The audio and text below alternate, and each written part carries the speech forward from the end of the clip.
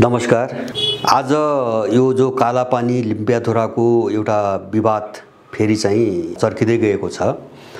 अब यो विवाद किन यसरी चर्किरहन्छ अथवा यसको समाधान किन निस्कदैन, त्यो प्रक्रियामा किन जाँदैन, यसका पछाडिका केही खास कारणहरू, अलिकति गहिरा कारणको विषयमा हामी चाहिँ तपाईको अलिकति जानकार हुन एकदमै जरुरी छ। जस्तो यो विवाद अहिलेको होइन, दशकौं भयो। झन्नै नेपाली भूमिमा इन्डियन उपस्थितिको कुरा हेर्ने हो भने 2009 सालदेखि जब चाहिँ मातृका कोइरालाको सरकार थियो त्यो बेलादेखिको उपस्थिति हो। अहिलेसम्म त्यो रोकिएको छैन। र सीमा अतिक्रमणको कुरा गर्नुहुन्छ भने बिस्तारै बढ्दै गएर अहिले विज्ञहरूको चाहिँ तपाईको अनुमान अनुसार अथवा उनको हिसाब अनुसार 65,000 हेक्टर भन्दा बढी जमिन चाहिँ इन्डियाले अतिक्रमण गरेको छ। लिम्पियाधुरादेखि लिएर पूर्व ताप्लेजुङसम्मको इलाका अतिक्रमण गरेको छ। सुस्ता जस्ता ठाउँहरू पनि धेरै विवादमा आइरहेका ठाउँहरू हुन्।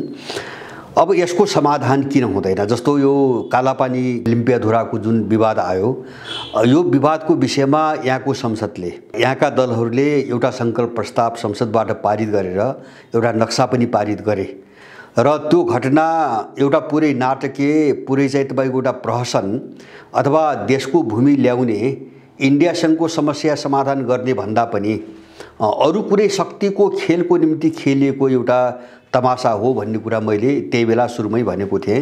वास्तवमा नेपाली भूमि फर्काउने पहल गरिँदैन, यो देखाइएको मात्र हो भन्ने मैले भनेको थिएँ। किन भन्छ भने त्यहाँ एउटा बडो गजब नाटकीय खालको तपाईको सहमति थियो। सहमति कस्ता तत्त्वहरूको थियो भन्छ भने अब मधेसवादी पार्टीहरूदेखि लिएर कांग्रेस, एमाले, माओवादी, राप्रपा जति पनि छन् र यस्ता तत्त्वहरू जो सधैँभरि विदेशीको दलालको रूपमा काम गरे, सधैँभरि उनको खाए, उनको निम्ति तपाईको राजनीति गरे, त्यस्ता तत्त्वहरूले तपाईको नक्सा पारित गर्ने बेलामा एउटा सर्वसम्मति प्रदर्शन गरे।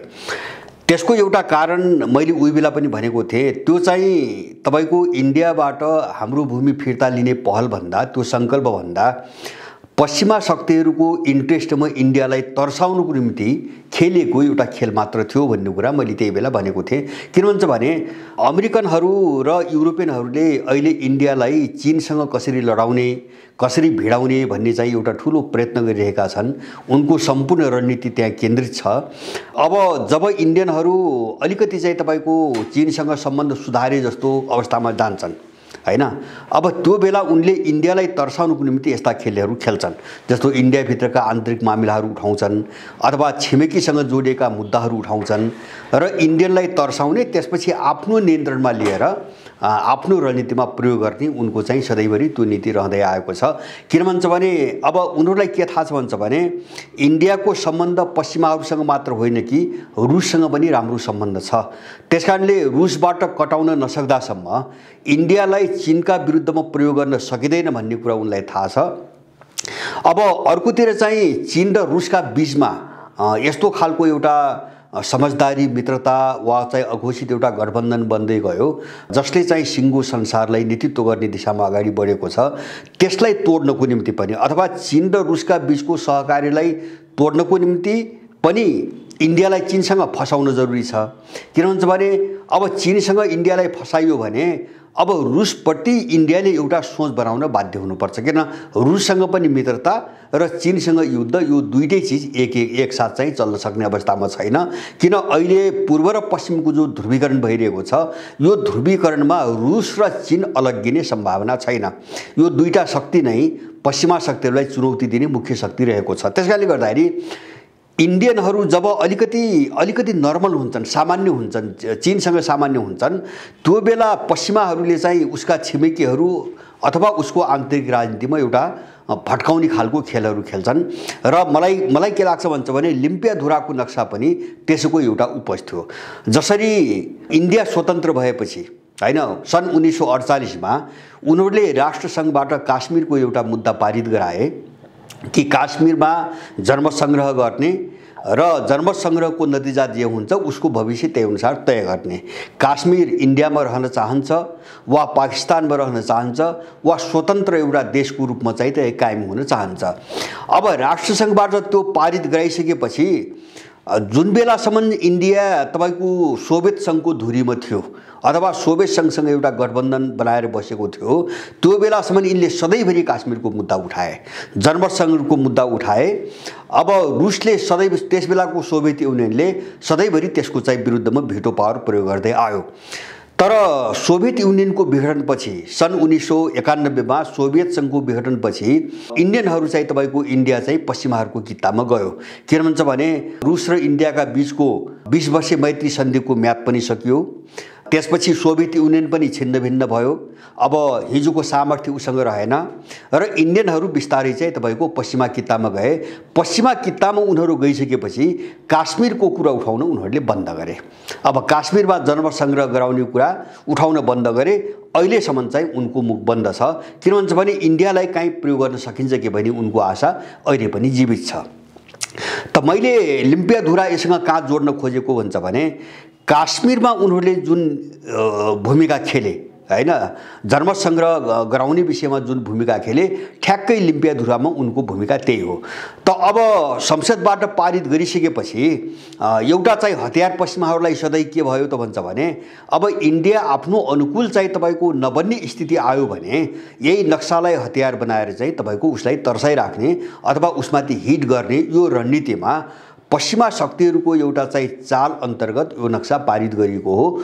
यसले जमिन फिर्ता ल्याउने पहलकदमी गर्दैन भनेर मैले सुरुमै भनेको थिएँ, त्यो यथार्थमा स्पष्ट भयो हैन। अब कहाँ भयो त भन्छ भने जस्तो यसको पहलकर्ता जस्तो केपी ओलीको सरकार थियो र केपी ओलीको सरकार नै त्यो सरकार हो जसले आफैले संसदबाट पारित गरेको नक्सालाई पुस्तकमा छाप्न रोक लगायो, नक्सामा छाप्न रोक लगायो हैन। पुस्तक छापिँदै 500 प्रति पुस्तकहरू रोकिए, तिनी बजारमा आउनै दिएन।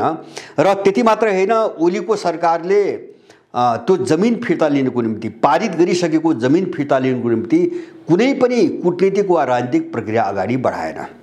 एउटा मौखिक संवाद पनि उनीहरूले गरेनन्। अहिले शेरबहादुरको पालासम्म आउँदाखेरि पनि हालत त्यही छ। अब यसलाई हामीले कसरी बुझ्ने, अब महत्त्वपूर्ण कुरो यो हो। यो प्रक्रिया त हामी देखिरहेका छौँ। जस्तो होहल्ला हुने, अस्ति भर्खरै पनि एमालेको वक्तव्य आयो, विरोधमा वक्तव्य आयो, लिपुलेखमा सडक विस्तार गरिँदैछ, अब सुरु हुँदैछ भनेर इन्डियन सत्ता बोलेपछि अब यहाँ जनमतबाट ठुलो विरोध भयो, नेपालीहरूबाट विरोध भयो। अब त्यसपछि एमालेको वक्तव्य आयो, माधव नेपालहरूको वक्तव्य आयो, अहिले पछिल्लो कालमा काङ्ग्रेसको वक्तव्य आयो। तर प्रक्रिया चाहिँ तपाईँको सुरु भएको छैन र मलाई लाग्छ यो प्रक्रिया जमिन लिने फिर्ता लिने हिसाबले यो प्रक्रिया कहिल्यै पनि सुरु हुँदैन। यसका पछाडि केही खास कारणहरू छन् जो हामीले बुझ्न एकदमै जरुरी छ। पहिलो कारण यी तत्त्वहरू जो दलाल तत्त्वहरू छन् यिनको राजनीतिक विचारधाराका पछाडिको सिद्धान्त के हो भन्ने हामीले बुझ्न एकदमै जरुरी छ। यो गहिरो कुरो छ।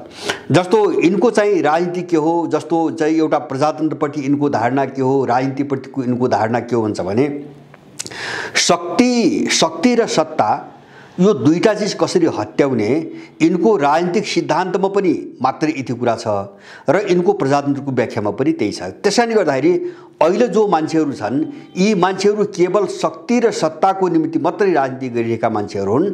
देश समाज अथवा चाहिँ तपाईको अब सार्वभौमिकता सँग सम्बन्धित कुनै पनि मुद्दाहरू यिनका सरोकारका मुद्दा होइनन्। पहिलो कुरो यिनको जो सिद्धान्त छ हामीले सिद्धान्तमा रहेको समस्यालाई बुझ्न जरुरी छ। उनीहरू सत्ता र शक्तिमाथि आँच आउने गरी कुनै पनि कदम चाल्न अथवा अगाडि बढ्न उनीहरू सक्दैनन्। नम्बर 1। दोस्रो चीज चाहिँ यिनीहरूको जो विचार छ त्यो चाहिँ त्यही पश्चिमा विचार हो। पश्चिमाबाट चाहिँ हस्तान्तरित गरिएको आयात गरिएको विचार हो। विचार भने पनि त्यही हो, राज्य प्रणाली पनि भने पनि त्यही हो, अवस्था व्यवस्था प्रणाली भने पनि त्यही हो। त्यसकारणले यिनीहरूको एउटा मनोविज्ञान कस्तो बनेको छ भन्छ भने त्यो विदेशीसँग नमिलिकन अथवा उसलाई खुसी नबनाइकन उसलाई चाकटी नगरिकन सत्तामा जान सकिँदैन। किन भन्छ भने यो सबै उनले दिएको देन हो अथवा चाहिँ उनले यिनका हातमा थपाइदिएको चाहिँ तपाईको एउटा चाहिँ विषय हो। त्यसकारणले गर्दाखेरि मनोवैज्ञानिक रूपमा नै एउटा साम्राज्यवादी शक्तिलाई मित्र शक्ति मान्ने अथवा त्यो हाम्रो चाहिँ इष्ट हो भन्ने ठान्ने एउटा चाहिँ मानसिकता यिनीहरूको बनेको हुन्छ। दोस्रो समस्या अब तेस्रो समस्या नेपालको सुगौली सन्धिपछिको नवऔपनिवेशिक समस्या हो। अब हामीले गहिरिएर ध्यान दिन जरुरी छ कि सुगौली सन्धिपछि नेपालको राज्य संरचना र व्यवस्था प्रणाली हैन जुन विकास भएर आयो यो चाहिँ तथाकथित विजेता शक्तिहरू अथवा विदेशीहरू त्यो बेलाको अर्थमा भन्छ भने ब्रिटिसहरूले निर्माण गरेको, उनले स्वीकृति दिएको र उनले मानेको अथवा उनले स्वीकार गरेको एउटा सिद्धान्त, मान्यता र मूल्य अन्तर्गत जो राज्य प्रणालीको विकास भयो यो चाहिँ स्वभावतः एउटा गुलाम छ, राज्य प्रणाली गुलाम छ, नवऔपनिवेशिक छ र अब राज्य सत्ता अथवा भनौँ जो शक्तिको स्रोत हो नि त्यो शक्तिको स्रोत चाहिँ तपाईको यहाँ कसैको पनि हातमा छैन। अब देश नवऔपनिवेशिक अवस्थामा छ, राज्य प्रणाली चाहिँ गुलाम छ। अब दलहरूको चाहिँ राजनीतिको अधिकतम लक्ष्य सत्ता छ, सत्तामा पुग्ने मात्रै छ भनेपछि सत्ता छ विदेशीहरूको हातमा अथवा राज्य प्रणाली जसले बनायो, त्यसका मेकानिजमहरू जसले बनायो, त्यसका जम्मै चाहिँ तपाईको अवयवहरू जसले बनायो, सत्ता चाहिँ उसको कन्ट्रोलमा छ, उसको नियन्त्रणमा छ। त्यसैले कारणले गर्दाखेरि यहाँ सत्तामा जाने मानिसहरूले आफ्नो विवेकले काम गर्न सक्ने अवस्था छैन, कसैले गर्न सकेको पनि छैन। यसको एकमात्र कारण के हुन्छ भने सत्ता चाहिँ नेपालभित्रका मान्छेहरूको हातमा नहुनु अथवा चाहिँ सुगौली सन्धिको नवऔपनिवेशिकताको कारणले सत्ता चाहिँ बाहिरी शक्तिहरूको कन्ट्रोलमा हुनु तेस्रो कारण। र चौथो कारण मैले यसको के देख्छु भन्छ भने अब विचारधारा पनि विदेशी छ, राज्य प्रणाली पनि नवऔपनिवेशिक छ र यिनको सिद्धान्त पनि चाहिँ साम्राज्यवादप्रति तपाईको एकदम चाहिँ तपाईको आत्मीय छ अथवा लचिलो छ। अब यससँगै जोडिएको चौथो समस्या हाम्रो के हो भन्छ भने नेपालका जति पनि दलीय आन्दोलनका नाममा परिवर्तन भएका छन् ती कुनैको पनि उत्थान र त्यसको समापन नेपालभित्र छैन। यो गहिरो कुरा छ, हामीले यसलाई राम्ररी बुझ्न जरुरी छ। जस्तो 7 सालको आन्दोलन कांग्रेसले गर्यो भन्छन् हैन, उनको भनाइमा कांग्रेसको उत्पत्ति इन्डियन इन्ट्रेस्टमा इन्डियामै भएको हो र उनी इन्डियनकै निम्ति लडेका हुन् र अब जो दिल्ली सम्झौता बन्यो 2007 सालमा मोहन शमशेरसँग जो सरकारमा आएर उनीहरू चाहिँ सामेल भए त्यो पनि इन्डियाले गराएको। त्यसकारणले अब त्यसबेलाको आन्दोलनको उत्थान र त्यसको इन्डिङ नेपालभित्र छैन र नेपालको स्वार्थमा छैन। नम्बर 1। अब हामी 46 साल हेरौँ। 46 सालको बहुदलीय आन्दोलनको एउटा प्रत्यक्षदर्शी र प्रत्यक्ष श्रोता म पनि हुँ। इन्डियनहरू 8-9 जना चन्द्रशेखरको नेतृत्वमा 8-9 जना इन्डियनहरूको जो टिम 46 सालमा नेपालमा आयो र गणेशमान सिंहको प्राङ्गणमा एउटा सभा उनीहरूले गरे। त्यसमा अपिल गरे सबै पार्टीहरू मिलेर राजा विरुद्ध उठा, हामी साथ दिन्छौँ र यसको शासनलाई फ्याक्नुपर्छ भनेर खुलेआम चाहिँ तपाईको घोषणा गरे। त्यो घोषणापछि मात्रै यहाँ चाहिँ वाम मोर्चा बनाउन पहल गरियो हैन। पहिले चाहिँ वाम मोर्चा थिएन, वाम मोर्चा बनाउन पहल गरियो र वाम मोर्चा र कांग्रेसको एउटा मोर्चा बनाएर सहकार्य बनाएर एउटा आन्दोलनको चाहिँ तपाईको आयोजना गरियो र आन्दोलन मैले भन्न खोजेको त्यो आन्दोलन इन्डियनहरूको आह्वानमा, इन्डियनहरूको अपिलमा भएको आन्दोलन हो। तर इन्डियनहरू त्यसो किन गरे त भन्छ भने राजाहरूले अथवा त्यसबेलाका राजा वीरेन्द्र, त्यसबेलाको सरकार जो मरिमानको सरकार थियो, अब त्यसले इन्डियनहरूको जति स्वार्थ थिए, जति माग गरेका थिए नि, जस्तो सुरक्षा मामिला आफ्नो हातमा लिने, जलस्रोत नेपालका सबै उनलाई बुझाउनु पर्ने, विदेश नीति चाहिँ उनले हेर्ने, त्यसपछि नेपालले तेस्रो विश्वबाट, तेस्रो देशबाट चाहिँ कुनै पनि प्रकारका हात हतियार किन्न नपाउने र किनेर ल्याएको खण्डमा पनि इन्डियाको अनुमोदन हुनुपर्ने, स्वीकृति हुनुपर्ने, जो 1950 को सन्धिमा केही विषयहरू सामेल गरिएका छन्। अब त्यसको दायराभित्र उनले राजालाई बाँध्न खोजेका थिए, त्यसमा सहमति भएन, राजाले त्यो बेला मानेनन्। नमानिसकेपछि राजालाई बाधकको रूपमा देखेर उनले जसरी पनि राजा फ्याँक्ने अभियान अन्तर्गत उनीहरू नेपालमा आएर त्यो कार्यक्रम आयोजना गरेका थिए। अब ऊ त्यसरी आयो र उसको इन्डिङ पनि त्यसै गरी भयो। अब हामी चाहिँ तपाईको माओवादी युद्ध हेरौँ, त्यो पनि एक खालको चाहिँ आन्दोलन हो, बाहिरबाट हेर्दा आन्दोलन हो। अब उनीहरू 10 वर्ष इन्डियामा सेल्टर लिए हैन। अब सुरक्षित पूर्वक इन्डियाले राख्यो, सुरक्षा दिएर राख्यो, हतियार दियो, तालिम दियो, पैसा दियो हैन, प्राविधिक सबै सिपहरू सिकायो र उनले इन्डियामा बसेर चाहिँ 17,000 नेपालीहरूको हत्या गर्ने एउटा कारकको रूपमा उनीहरूले भूमिका खेले र त्यसको समापन पनि कसरी गरे त भन्छ भने इन्डियनले आफ्नै घरमा माओवादी सहित यहाँका चाहिँ मुख्य दलहरूलाई बोलाएर आफ्नै घरमा आफैले ड्राफ्ट गरेको एउटा कागजमा सही गराएर उनले 12 बुद्धे समझदारी गराए। अब त्यसैमा आधारित आन्दोलन हो 62-63 सालको आन्दोलन अथवा 61-62 को आन्दोलन, जो पूर्णतया 12 बुद्धे समझदारीमा आधारित छ र 12 बुद्धे समझदारी पुरै विदेशीले ड्राफ्ट गरेको एउटा रणनीतिक कागज हो। मैले भन्न खोजेको त्यही कारणले यिनी 4 कारणले मैले भने नि, एउटा चाहिँ यिनको प्रजातन्त्र राजनीतिलाई बुझ्ने एउटा सैद्धान्तिक सोचको समस्या, दोस्रो चाहिँ तपाईको अब यो सबै व्यवस्था प्रणाली र विचार प्रणाली आयातित हुनुको समस्या, र तेस्रो देश सुगौली सन्धिपछि नवौपनिवेशिकताको एउटा दुश्चक्रबाट चाहिँ गुज्रिरहनु परेको एउटा समस्या, र चौथो जति पनि आन्दोलनहरू छन् यिनको उत्थान र समापन नेपालमा नहुनुको समस्या। यो 4वटा समस्याले गर्दा अब हामी के देख्छौँ भन्छ भने जति पनि परिवर्तन हुन्छन् प्रजातन्त्रको नाममा, त्यसपछि नेपालमा जति काम भएका छन् त्यो सबै विदेशीको निम्ति भएका छन्। किन भन्छ भने ती आन्दोलन उनकै निम्ति उठाइएका हुन् र प्रायोजक उनीहरू हुन्। हामीले इतिहासको यो तथ्यलाई एकदमै राम्रोसँग चाहिँ बुझ्न जरुरी छ। जस्तो 7 सालपछि के भयो, नेपालको निम्ति केही भएन, नेपालको विकासको निम्ति केही भएन, नेपाली जनताको निम्ति केही भएन। भयो के त भन्छ भने नेपालमा इन्डियाको सैनिक मिसन ल्याइयो। अब क्याबिनेटको बैठकमा एजेन्डाहरू इन्डियन राजदूतले प्रस्तुत गर्ने चाहिँ चलन चलाइयो, राजाको सल्लाहकार चाहिँ तपाईको इन्डियन राखियो। यति मात्रै होइन, चाहिँ 7 साल यता चाहिँ नेपाल 7 सालसम्म चाहिँ नेपालमा आएर जति पनि इन्डियन बसेका थिए तिनी सबैलाई नागरिकता दियो। जम्मै यस्तै कामहरू भए, नेपालको निम्ति कुनै पनि काम भएन। बरु के भयो भन्छ भने कांग्रेसको नेतृत्वमा आफ्ना विरोधीहरूलाई नेपाल देशव्यापी रूपमा एउटा लुटपाटको चाहिँ अभियान चल्यो। कांग्रेसले देशभरि आफ्ना विरोधीहरूलाई लुट्यो। त्यो बेला जसरी युद्धकालमा 10 वर्षीय युद्धकालमा माओवादीले लुट्यो। अब तपाईँ 47 सालपछि हेर्नुहोस् के भयो। 47 सालका मुख्य योगदान के भयो त भन्छ भने ठुल्ठुला भ्रष्टाचार भयो, लुट सुरु भयो हैन। जस्तो लौडा काण्ड, धमिजा काण्ड, पजेरो काण्ड हैन, विभिन्न काण्डहरू भए हैन। जस्तो दार्चुङगा हत्याकाण्ड भयो, दरबार हत्याकाण्ड भयो, काण्डै काण्ड भए, लुटका चाहिँ घटना भए, हत्याका घटनाहरू भए, र इन्डियनहरूलाई एउटा चोर बाटोबाट नागरिकता दिनुको निम्ति 4 पटक प्रयत्नहरू गरिए। 4 पटक चाहिँ तपाईको विधेयकहरू प्रस्तुत गरिए जसलाई राजाले असफल बनाए। अब 62-63 सालपछि तपाईको हेर्नुहोस् जन्मको आधारको नागरिकता बनाइयो हैन। तपाईको के अरे अब नदीहरू इन्डियालाई बुझाइए, धर्मनिरपेक्षताको घोषणा गरियो, संघीयताको घोषणा गरियो। जति परिवर्तन हुन्छन् एजेन्डा सबै विदेशीका। अब हाम्रो हातमा के त भन्दाखेरि जस्तो चाहिँ तपाईको यो 70 वर्षको इतिहासमा हेर्नुहुन्छ भने र विशेष गरिकन 62-63 सालपछिको इतिहास हेर्नुहुन्छ भने तपाईको 80 लाख नेपाली विदेशी हो। घरभित्र बस्न पाएन, परिवारसँग बस्न पाएन, देशभित्र बस्न पाएन। अब देशको चाहिँ तपाईको के अरे व्यापार घाटा देशको बजेटभन्दा माथि पुग्यो र अहिले प्रत्येक नेपालीको टाउकोमा हैन तपाईको 60,000 त विदेशी ऋण छ। ऋणले देश डुब्यो, उद्योग धन्दाहरू चौपट बनाए, सबै बेचेर खाए यिनीहरूले, एउटा पनि उद्योग रहेन।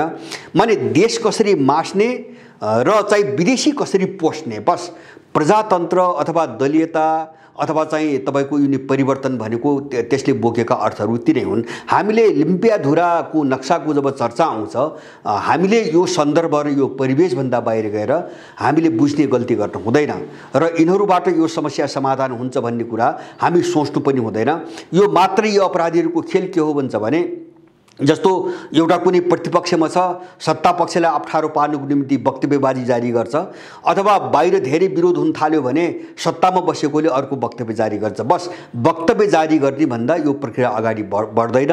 यिनले हिजो गरेको पनि त्यही हो, यिनले आज गरेको पनि त्यही हो, यिनीहरूले भोलि गरेको पनि भोलि गर्ने पनि त्यही हो। त्यसैकारणले हाम्रो एउटा सोच के हो त भन्छ भने हामीले केही सोचमा अलिकति स्पष्ट हुन जरुरी छ। पहिलो कुरा जनस्तरबाट अब एउटा देशभक्तिको भावनाबाट एउटा मोर्चाबन्दी अथवा नागरिक स्तरबाट एउटा प्रतिरोध आन्दोलन नउठाइकन हामी यस्ता समस्याहरूको समाधान गर्न सक्दैनौँ। विशेष गरिकन सार्वभौम सत्तासँग जोडिएका, हाम्रो क्षेत्रीय अखण्डतासँग जोडिएका र चाहिँ एउटा देशको चाहिँ तपाईँको अस्मितासँग जोडिएका मुद्दाहरूलाई एउटा जनस्तरबाट चाहिँ अगाडि नबढिकन यिनी समस्या हल गर्न सकिँदैनन्।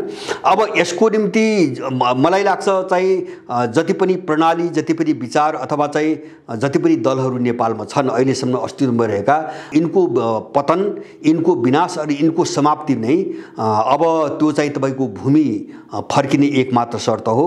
त्यो भूमि हामीले लिन सक्ने अर्को कुनै पनि विकल्प छैन। त्यसकारणले गर्दाखेरि यिन अपराधीहरूको विरुद्धमा कसरी गाउँ गाउँमा प्रचार गर्ने, यिनले खेलेको खेल, यो तमासा र मान्छेलाई झुक्क्याउन जो वक्तव्यबाजी जारी गर्ने, कहिले नक्सा चाहिँ तपाईँको पारित गरेर चाहिँ तपाईँको छोड्ने, जसरी यही पनि हिजो पनि गरे। महाकाली सन्धिकै बेला पनि पहिले इन्डियालाई नदी दान गरे, त्यस पछाडि चाहिँ तपाईँको के गरे, सङ्कल्प प्रस्ताव भनेर चाहिँ उल्लु बनाए, संसदबाट सङ्कल्प प्रस्ताव पारित गरेको भनेर उल्लु बनाए, अनि त्यसले कहिले पनि काम गरेन। अब त्यत्रो पानी इन्डियाले लुटेर लग्यो, तर चाहिँ अहिलेसम्म चाहिँ यत्रो वर्ष भयो डिपिआर पनि बन्न सकेन। जबकि डिपिआर नबनिकन कुनै पनि सम्झौता हुँदैन, सम्झौता गर्नै मिल्दैन। तर डिपिआर नबनाइकन नदी यिनले इन्डियालाई बुझाए र सङ्कल्प प्रस्ताव पारित गरेर टारे। आज त्यो विषयमा छलफलै गर्न यिनीहरू चाहन्नन्। अब लिम्पियाधुराको केस त्यही हो। किन भन्छ भने सत्तामा भएको दलाललाई सत्ता कसरी टिकाउने भन्ने छ, सडकमा भएको दलाललाई त्यो इन्डियाको चाकरी गरेर सत्तामा कसरी जाने भन्ने छ।